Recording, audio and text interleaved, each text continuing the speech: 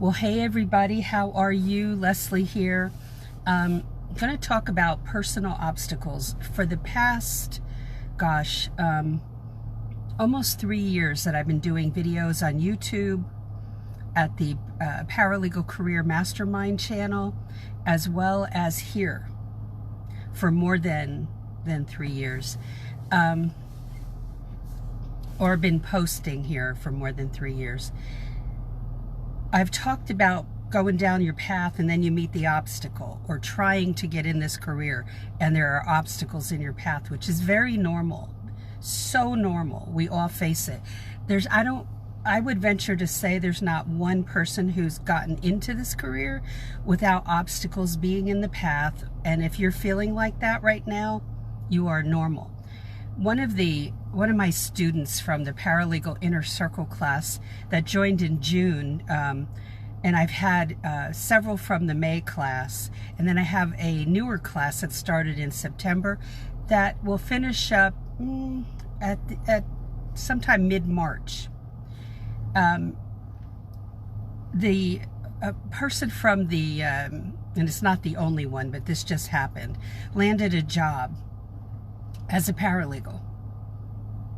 Didn't go through any other formal education. Understand, I'm all for you going for 2 years, getting a certificate, or no formal education. There are 3 ways at least to get in this career. But kudos to her. I'll be putting her testimonial on my website shortly.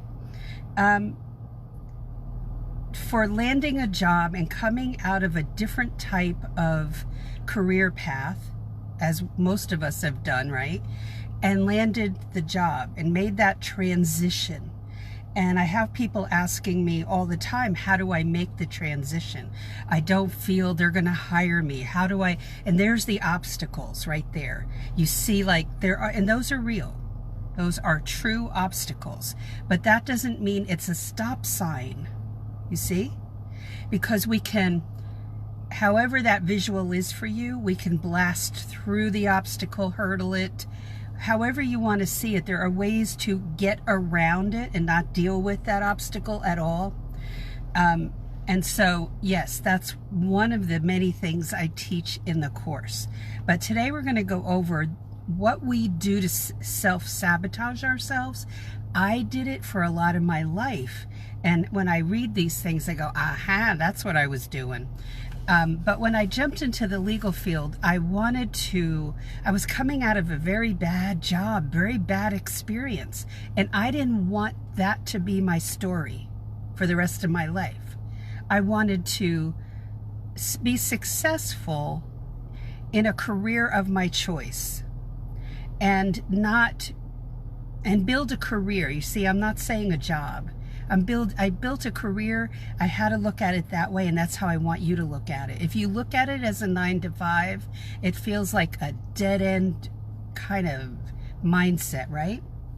But when you look at it as a career, you're building it and no one else is. So when you're trying to break in, this is your journey, and you're going to have to overcome some mindset barriers. What you think about yourself, what you've been told you are by other people, that's false. And so let's talk about some of these, okay? Kudos to my student who just landed that job and did what I told her to do with the cover letter and the resume, and took the training I gave her and ran with it. And that's what it takes. No holding back. Now it's the second leg of the journey, okay, that she's on right now. All right, so always remember, very little training in the law firm. Don't let that one go out of here. Okay, so let's talk about the type of obstacles or things either other people put up for us or we put up. And most of the time, it's us putting this up that we feel, well, I'm not like everybody else. They got past it. I couldn't. I guess I'm, really, that's not reality. That's not reality. And the most common one I hear is that everybody wants experience and I can't get in. I teach you how to overcome that. Okay? All right. So, you've heard the word empower. EMPOWER. I'm an empowered woman. Well, this obstacle is called disempowerment. Okay? So, I get stuck in the chaos internally here that saps my energy and keeps me from moving forward. Now that's negative self-talk that saps your energy. So if you keep saying to yourself, well, they got in, they must have known somebody, they must have had connections, and I'm just never one that had connections. Let's stop the what do you call it? We used to go like this, the whining. Let's get the violins out. That's what we used to say growing up. Oh, let's get the violins out. Whining and carrying on was not tolerated in my family, although they could have listened better. But disempowerment is you're disempowering yourself because you keep running this in your mind, and so much of what you're thinking is simply not true. And what is it based on? You've got to dig deep. All right. We can be cynical, regretful. We're determined that we will not move forward because it's hard work. We have to get real with ourselves. And each one of these I could relate to, okay? So storytelling. I have a great explanation of how I tried, and this is where this comes in, but they all want experience and I can't break in. I don't, well, you know what? I know a way around it. And it takes work. Yeah, it takes work. But if you keep telling yourself that I can't get in because of blah, blah, then you start to believe it. You didn't do your cover letter correctly. I will tell you that right now. If I knew somebody that said, well, I'm going to just send my cover letter out to 91 attorneys in my area and I'm going to see what happens. That's like throwing a spitball, like 100 spitballs up on the ceiling. Let's see what sticks. That does not work in the legal field. Okay? It does not work. And it doesn't work in a lot of other fields easily, and a lot of this is not taught anywhere. Okay, so understand that excuse is not true of they all want experience or everybody must have a 2-year education or a certificate. That is not true. Got it? Commit that to memory. Am I saying you should quit school? No. Finish it. Am I saying you should just forget that certificate? If that's the way you feel pulled to do it, go do it. But the rubber meets the road when you go to send that resume and cover letter out. And if you don't do that correctly, it goes in the trash bin. Sincerely goes in the trash bin. Because communication is everything. Okay? So don't start telling yourself your bedtime story about how you tried and I guess it's this way. No, there's no guessing, and it is not that way. Not just because an ad says something doesn't mean it's so. Okay? Hi Rocio, how are you? Long time no see. How you doing? Happy belated Thanksgiving. Okay, so storytelling. Oh, I tried. Okay, remember that one. The analytic dilemma is number 3. I really don't think I have enough information, so I feel completely unorganized, confused. Well, I understand that feeling. I do. So what is the solution?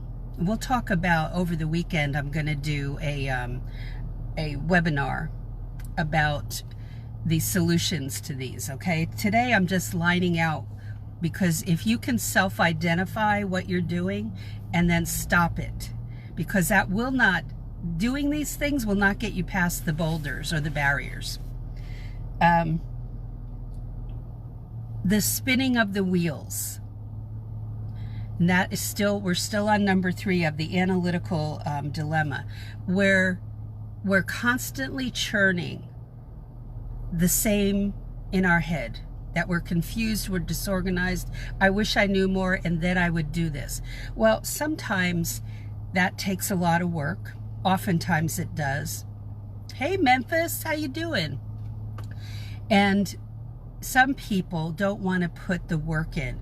I will have people ask me questions that are easily answered in many of my videos because they don't want to work. They don't want to listen. They don't want to take their lunch hour to do that. That's what I implore you to do. If you're sincere and you really want to go into this field, you'll do the work.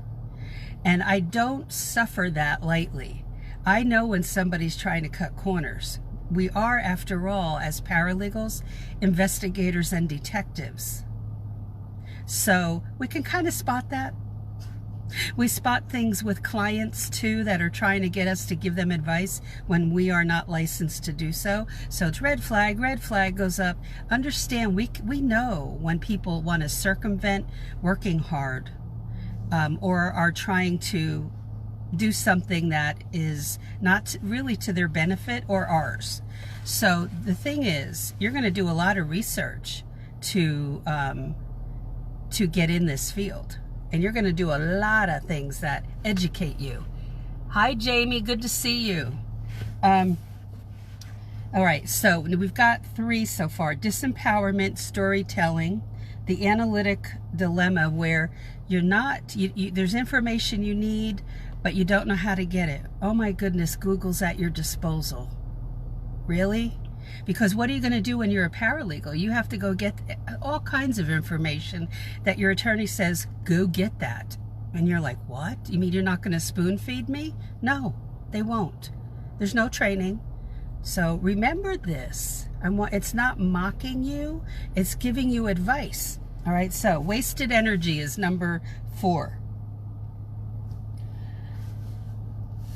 That wasted energy is talking too much about the boulders when your path is on the other side of that boulder, but you're talking about the boulder. Got it? You're talking about the boulder. I see that with paralegals in the field who do not like the area of law they're in, or they don't like the people they work with or the attorney they work with, their co-workers, yet they're still swimming in that pool and they're treading water, but they're going nowhere. What sense does that make? Switch your job, switch your career, stop whining and complaining. That's a boulder that veteran paralegals face. You'll face it down the road. So what? You're building a career, not a 9-to-5 job. You control the reins on your career. Nobody else is. I mean, I am faith driven, so I know who controls my reins, and it's him. But I will feel that this is not the right place for me. He will give me that knowledge that this is a terrible place for me to work, and I need to, cut my losses and run. So yes, there are times when that happens. Yep. They ask us, right, Rocio, to do stuff that we have no clue. And the place that I start 99.9% of the time is Google. Not for legal research on law necessarily, but I do search on Google to cover my bases, okay? So getting past the boulder requires you to almost have X-ray vision to see past the boulder. If you don't keep your eye on the path, you will get discouraged, disempowered. You're going to analyze till you drop. You're going to story tell about how you tried, but you couldn't make it, and you wasted time and maybe money on this, and what a ripoff. Really? But yet people are getting in all around you. What's the difference there? It's not that they had connections. I mean, some people do, but that's not most of the people in the paralegal workforce, okay? So no excuses. It's a no excuse zone right here. All right, so that's wasted energy to blah, blah, blah, all these things, all these obstacles where you talk about that hurdle, that barrier, rather than the solution, okay? All right. The other focus, rather than focus on what you can do to move towards your goal, you judge other people and you say things like, well, they didn't have to worry about this. Look, there's every scenario out there. There are happily married people, there are divorced people, there are single moms, there's every scenario and single dads in the workforce, in the legal field. There's every scenario. People that have, like me, left a terrible job, broke into the legal field, and started to believe in myself again by being in the legal field. I was losing belief in myself in that terrible corporate administrative assistant job, and there was no hope for a future there, So I was grateful that I was being pointed to the legal career. It wasn't my idea, it was his. Okay? So over the weekend, I'm going to do a webinar, and I would say if you have fellow paralegal students out there, if you're in school or you're taking a certificate program, tell other people that this webinar will be popping up, and it's going to be live, and I just want to do it right here and talk about the process for identifying and moving past those obstacles, okay? It's the thing that can stop us if we let it. But you're going to face obstacles in the law firm. So you can't shirk and hide from those obstacles. You've got to solve it. And if you haven't been a problem solver, you've been a person who runs away from obstacles because other people around you solved it, then you have to make a shift in how you operate your life. But if you are currently a problem solver, you have you're solving issues in your own life, or you and your spouse or your significant other, you're solving problems all the time, then you can solve this, remove these barriers, or you walk around them, okay, and just kick them to the curb, because that's the mindset you have to have. And if you haven't operated that way, then now's the time to start, I'm not sure yet, Jamie, but I'll announce it on here. It's probably, my hubby's going to have surgery on Tuesday, and so it's probably going to be, I would say, Sunday, but I'm not sure yet. I'll think about it tonight, and then I'll announce it right here, because I'll set it up as an event, and it will then let everybody know, okay? Sorry that I don't know now, but I just came up with the idea to do it. So I think that will be very good, whether you are a current paralegal or you are not. And most of the people here are not paralegals on this page yet. So, but it's for anybody that wants to be a part of it, okay? And we'll talk about the obstacles I just mentioned, but having to overcome them. I had to be coached through overcoming obstacles, because I didn't grow up with parents who taught me that. I had mentors that taught me most of that. So yeah, thank you, Jamie. It's back surgery, and back surgery can be like this, but I'm just praying that it all goes very well. He had to go to so many doctors to get the clearances. I mean, we had to do that in about 3 weeks time, and through Thanksgiving, and try to get all that pulled together, because he's older, and they want to know some things before they operate on somebody who's older. So that's the way it is. All right, so we're gonna do that webinar later, but I want you to know that for those who are not in the field and you're watching this live or watching it on replay, that there's hope, and we have to remove certain things in order to continue forging ahead. What I want to see is that when you feel that way, is that step where you catch yourself. Because as a person who deals with negative self-talk, yes, I deal with it, that I have to catch myself, because I can be listening to an uplifting song and here comes the negative self-talk. It's ridiculous, but that's what happens. And so I have to go, nah, not today. Get thee behind me, Satan. And I don't want that to take me down, and I don't want the barriers to take you down. And just, if you see a barrier as stop, you've got to change your mindset. It's just something to solve, because you will be doing that in your career for the rest of the time that you're in the career. So get used to it. All right, so get ready, and I will announce it probably late tonight when it is, and it'll be available on replay. It'll probably be, I don't know, 40 minutes in that area to an hour, and questions are invited, okay, from everyone listening. So if you have questions, ask that, but make it kind of related, very related to the topic of what I just talked about, okay? I might not be able to answer every question during the webinar, because it'll take up too much time, but I can always deal with the question later too. All right, so have a great day, everybody. Thanks for hanging with me today live, and then everybody watching on replay, have a great weekend, and do something for yourself. Okay, take care of you. Self-care is important. And I will talk to you during the webinar, and I'll announce it later tonight. All right, take care. Bye.